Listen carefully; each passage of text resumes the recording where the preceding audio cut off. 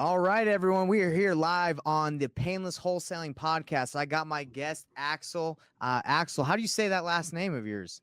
Monsaingeon. It's French. I'm in Quebec, Canada. Wow, I like that. That's nice. Well, hey everybody, if this is your first time tuning into the Painless Wholesaling Podcast, what our goal and what we do is we get real estate investors on this podcast and we try to learn from their experiences so we can make getting into wholesaling, getting into real estate less painful than it is. Because if you're brand new, you're going to go through some ups and downs. It's inevitable, but our goal is to help you get through it. So we have Axel. He's going to kind of tell us about what he does as a real estate investor, and let's see what we can learn from him. So let's dive right in. Axel, kind of tell the audience, tell us if they don't know who you are, tell us a little bit about yourself. Sure. Well, thanks for having me on the show, man. It's a pleasure to be here. So my name is Axel. I live in Quebec, Canada, in the city of Montreal. We have a harsh winter and a great summer. And after years in the corporate world, I discovered that I actually really liked real estate, and it's something that I could understand, that I could more or less control, that I could force appreciation. There was a number of benefits, and I could be my own boss. So after years in the corporate world, actually, when our son was born, we now have two. He's the eldest is 6 years old. I resigned, and then Wow. I still did a year of consulting, but at least it was on smaller companies. It was more flexible, and then went all out in real estate. And I have a partner, my wife. We invest together, and we've started with just like buying a condo and then buying some multifamily. And now we're continuing to buy some multifamily. And now we're also doing some construction projects where it's redevelopment or it's new construction. And we really like that process. So, to go back in your question, there's a lot to unpack. And Of course.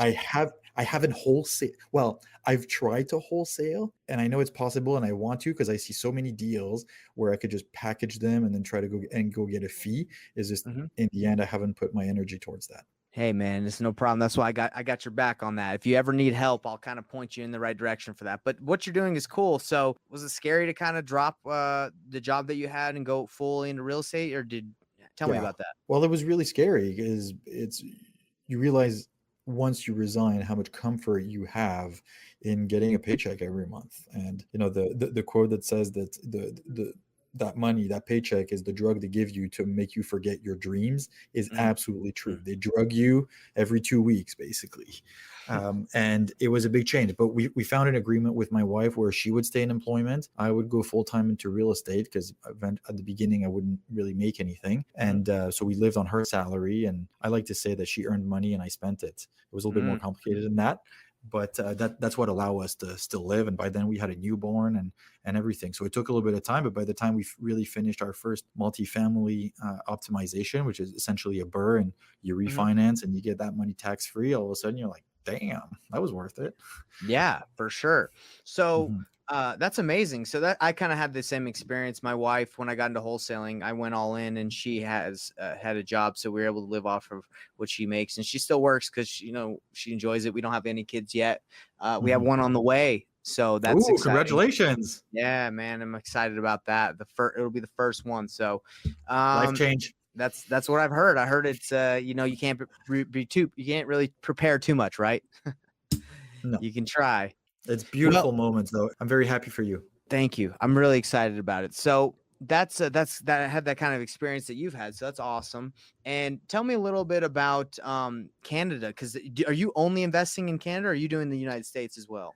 No. So for now, we only invest in Canada, only in Quebec. And there's actually, I have more and more, real estate investor friends that are now turning towards the US market because surprisingly, it's actually a lot more accessible in terms of price per door and cash flow and everything. Like Canada, the real estate is expensive. And so there's kind of two ways to see this. We've always kind of picked this as an equity game.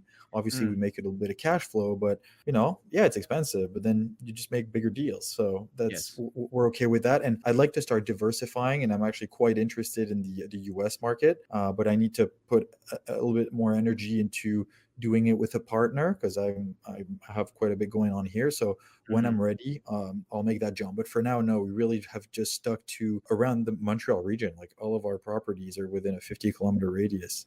Oh, wow. Okay. And do you manage them yourself or do you hire a property management company? No, so now we used to do everything ourselves. Now we have a property management company just because it's time consuming. There's very little value to be added in that Mm, sense. And Quebec is quite known for its strict laws and being very pro tenant. At some point you need to draw the line because we make money and we create value by finding, packaging, and acquiring new deals, not by managing the current ones. of course. So curious, you said that real estate is pretty expensive out there. Where I live is I feel like it's pretty expensive, but what are the prices look like on that you can kind of let us know? I know there's a huge wide range, but like what does a multifamily eightplex go for, or what does single family homes go for in that area? So everyone here knows kind of what's going on out there. That's a really good question, man. So it really depends, obviously, neighborhood, city, and stuff like that. Of Like course, of an course. an 8 unit at this point is about like 2 million, Okay.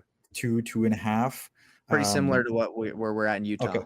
okay, in Utah, yeah, I know. I just sometimes hear numbers of like in Right. Ohio or stuff like that, Yeah. and Yeah. it's like people are buying for like 55K a door, and it's like unheard Yeah, of yeah. here. So in Utah, California, the West Coast of the United States, it's more expensive. I think it's Mhm. just maybe I don't know why the real estate. Maybe more people want to live here. I don't know, but Yeah. Midwest very cheap. And then if you get to the South, it can get cheap. Mhm. But it really depends. New York actually gets more expensive in the North. So, but yeah, we're similar to that. So 2 million. What is that a door? Is that like 150,000 a door almost? For I an think eightplex, that's 250 a door. 250 a door. Okay, yeah. Mhm. Which is Mhm. so it makes it hard to cash flow because I'm assuming on those doors, do you know like average like what those a door can rent out for like in an eightplex? Yeah, so same thing. It depends on the neighborhood. Like really Mhm. market right now for let's say a two-bedroom would be like 15, 1700. And it depends what Got kind it. of services you also include. So I don't know if it's common in the US, but now here in Quebec, it's pretty much standard, at least for educated investors, to also provide Wi-Fi. And so we have some Yeah, companies that specialize in that kind of installation. We've done it in some of our buildings where now Wi-Fi is comes with the rent. It just allows us to go charge another 50 or 75 bucks a month per gotcha. unit, and it costs me in total 150 bucks for the building. So when you do the math, all of a sudden you're adding like 200K of value with a $3,000 setup expense. Wow, that's very interesting. Now, I don't think they Mhm. do that here, but that is a great idea to increase it by 50, 75, and then just provide it for the whole eightplex, fourplex. I don't Yeah. know what it would look like for like giant multi units, like, Oh, they do close it. to. They do it for like 30, 40 unit buildings now. And even for Wow. new builds, it's built in. I mean, and here there's a company that's quite striving. It's called Wi-Fi Plex. And what they do, it's two guys actually that I know that are real estate investors, and they wanted to do it in one of their properties. And they're like, how come no one is doing this? And when you do the math, like you get a provider, I guess in the US, it would be an AT&T or T-Mobile or whoever provides you Yeah. the coax, the internet. Mhm. And then you put a switch, you put a router, you split that connection into 8, and then you supply it. So in Canada, so we're not allowed to resell the connection. We can Right. only provide it as a service. That's why for us it's included in the rent. Is just that Which the is rent is smart. is higher, because otherwise you have to be a licensed distributor of telecommunication services, which none of us are, because that's not what we Mhm. do. So anyway, Mhm. so yeah, but when you do the math about a multifamily, and you charge, let's say, just an extra 50 bucks a month per unit, all of a sudden, again, like you're adding 200K of value to your building. Do they get to choose if they wanna opt into that and pay the extra 50, or is it just everybody has to pay 50 because of the Wi-Fi that's included? So we, at least what we do is Mhm. that it's included, and if they don't want Okay. to use it, they don't want to use it. The Got it. only Okay. time where it's been a bit iffy is that we had acquired a building and we were installing it while we had current tenants. So for them, it was a little Mm. bit more of a choice. Out of those 5 tenants, 4 of them took it, and in the fifth unit, we just said, "Look, we're just gonna install it. You don't have it," and he's a bit of an older gentleman. He does not Right. have internet in his apartment, which I still find crazy nowadays. He's like, I Right. have internet at work. I don't need it. So it wasn't that big of a difference. Great idea. I think that's something that people I was not aware of that they were doing that, but I think that's a solid idea to increase the value of your property just Mhm, by offering that. Wow. mhm. Cool. So are there any other tricks that you guys got up there that you're doing that are increasing rents? Well, that's the thing. We have to be creative because here we have a big, strong rental board called le TAL, Tribunal Administrative Court of Housing, basically. Mhm. And we do rent increases. They have to be legal. There's forms to use, and all that. And as an investor, as a landlord, I actually do feel a huge, I was going to say, human responsibility towards people. Like, we provide housing, which is a Of course. basic need. It's very important. And I've always said that we always treat all of our tenants like they were our grandmother, because I wouldn't want to do anything that, bad, and I was going to say, have it on my conscience. Like, after Of that, people can course. interpret that the way they want. So what other tricks do we have? I mean, we all know, like, in multifamily, the value of the property is directly based on its net operating income. And so anything that you can do to raise operating income, so obviously minimize your expenses, and then increase your revenue. So something that's also quite common here is to add sheds. Some people go into storage, and Yeah. they only invest in storage, but then you can go to Home Depot and go buy one of those plastic sheds for 7 by 7 feet, and then you build this for $150. No, $1,000, and then you rent it for $75 a month. All of a sudden, same thing. You've added almost tens of thousands of dollars of value to your property. You put 4 of them in the back. It's like you've added a whole new unit to your apartment building. Do you have to get permitting for any of that, or is it not? No, No, because it's like a It's shed or it's something like that. yeah, it's a temporary structure, and we just do it on a wood base, and sometimes not even. Sometimes, like, the kits that you can buy, they come and they're fully Yeah, independent, sustainable, and again, you can get one at Home Depot for $1,000. So of depending on the course. size you want to go, people look at, I don't know how it is in the US, but in Canada, you could do billboards. That you have to have some air rights, so that you Mhm. have to have, if you're on a busy intersection and you have, like, a wall with no windows, you can go and put a giant billboard, and then you rent that to a media company, to create extra revenue. But that's here is more regulated. You need to have, again, air rights. And then Mhm. that's something else that I've never done is for bigger buildings is cell phone towers. Same thing. Like, you approach them or they approach you if you have a good location. So usually it's like you have to be in height. There has to be a view, as in it has to be open, and Mhm. so it makes sense for the telecom networks, and stuff like that. I've never done it. It's a little bit more rare, but I know that some buildings quite benefit from that. Otherwise, after that, increasing revenue, same thing. Like, can you do some Yeah. short-term rental? And then in the short-term rental, same thing. It's fairly regulated here in bigger cities, but if you do short-term rental, okay, so in the short-term rental, like, there's the Airbnb people think about, like, for 3 days, but if you're Yeah. willing to do just 32 days plus, at least Yeah. here it comes to it's a whole new regulation, so you can do less than a year but more than 32 days. So, like, the sweet spot is like 3 months, 4 months, 5 months. Yeah. um You we can have charge more for sure. You can charge more, and we provide it with fully furnished, all the utilities, like, electricity is included, heating, obviously, high speed internet. It's like walking into an Airbnb, and we definitely charge a premium for that. Of So course. that's but you have a little bit more turnover, you have a little bit more vacancy and all that. So you got to That's see really what kind of cool. investor you are. Yeah, so let me ask you about these sound like you got some great exit strategies, some great strategies that you use once you've acquired the properties. How are you acquiring most of your properties? Is it through wholesalers in Canada or people that are finding deals? Is it the MLS? Is it a different site? How are you acquiring most of your deals? So that's a good. I've realized that over time, we actually bought both on market and off market. Mhm. I've gotten one from a bird dog, one or two. Yeah, one from a bird dog. No, I bought from a wholesaler, actually. Yes. Okay. It's been a little bit of both, but we've actually gotten quite good with my wife at doing our own prospecting Okay. and getting to know a neighborhood that we target, and then talking to people, and then quickly be able to, the back of the envelope analysis to see if quickly a deal makes sense. I mean, we're working on a deal now where we're adding 2 floors on a building that my wife found Mhm. while she was on a stroller walk, and there was Wow. a paper from the city on the door, and we always go read those official notices because you always Of find out course. stuff. And this one had been vacated by the city because it was insalubrité, like, in it was so dirty, unmaintained. The place was Really? Wow. hazardous. So, like, right away we contacted the owner, older lady, and starting to have some mental issues. The property Mhm. was administered by her younger sister, who was in her 70s, and they said, right now we're not ready, but eventually we'll be ready to sell. And it took about 2 months, and then Mhm. we visited, we got it under contract, and then we closed. Was But it so was it a we've good been deal? finding our own. Yeah, it was worth about 550, and we closed it for 400. So to me, that's a Wow. good deal.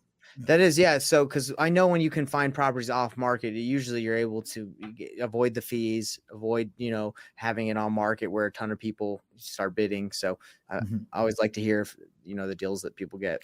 And the thing is that when you're able to do it off market directly with an owner, usually the people have less of an idea of the property value Yeah. of a current accurate property. Yeah. At Yeah. four It's at true. 400, she was so happy to sell it at that price. Of course. Yeah. That's just usually how it is. Like people, they, if they take it on market, they quickly see, what's coming in. But, if you do off market, you really just negotiate what everyone feels comfortable with. Yeah, yeah, and So, it's less competitive, and you have more time, and all this. So we quite like that. There's some other ones that we found on off market. No, sorry, on market listed on the MLS, and then we mhm, just pounced on it, and we're finishing a project like that right now. It's a reno on a 4 unit, really close to the metro here that we bought from. We bought it was an estate sale, and mhm, when the people have no descendant, it goes to the government basically, and mhm. then we bought that one directly from the government. It was the weirdest transaction, but Wow. yeah. And then I bought one from a wholesaler, Mhm. which we took in order to close it. We actually had to structure it a bit differently because this one was a bigger project. We bought Right. he had the promise to purchase, and we actually closed together. We incorporated, we put that property in a company, and then Mm. essentially after the closing I bought his shares, so he got out. That's how they do it. That's how they kind of have to get around it occasionally here. Mhm. If they can't assign the contract, they'll do exactly what you said. They'll buy it in a company and then sell the company at the end. Yeah, Wow. yeah. Wow. Okay. So let me ask you about the bird dog. You said you got a deal from him. How did he specifically go and find you what you're looking for? Did he just bring you Yeah. something? Okay. You, So you told him to go find you something? yeah, so actually like it was during the pandemic, and he contacted me because we're both part of the Bigger Pockets community, and he was like, oh, I reach out to people and this and that, and we ended up having like a good half-hour conversation, and I Hmm. was like, look, if you find a good deal, like I'll buy it. And literally like 2 weeks later he's like, oh, I have a deal, let's go see it and stuff, and I went to go see it, and I was like, no, not interested. It was a Right. five Right. unit in a good area of town, like 1 block away from the metro, from a metro station, which is really Mhm. good. And but the whole facade was stone facade, broken. Like I just looked at it and I was like, I'm not touching this. And then I had a Yeah. conversation with another investor who's like a lot more advanced, and he looked at me. He's like, Excel, like if you think you're gonna find easy deals, you might as well just stay home. And anyways, we had like a 5 minute conversation, but he basically kind of kicked my butt. And then I was Yeah. like, that is a good deal. It's just that we had to redo the foundation, the facade, and everything. And so yeah, we did. We bought it, and this bird dog, he wanted to learn. So I told him, look, I'll buy it. I'll give you your fee, and then stay involved in the project. You can handle some of the property management. And Hmm. so we did the full cycle. So it basically took us a year, but he stuck with it from Wow. acquisition to refinancing. So he was so happy because he was younger, Oh and it was yeah. like the amount of experience that he got, like it was good. What does a fee like that look like? I'm just curious because there's different fees that we make here in the States depending on the deal. In this case, I had negotiated to 1% Okay. of Of the acquisition, and then 1% of refi. Wow. So Okay. by sticking with it, it was worth it.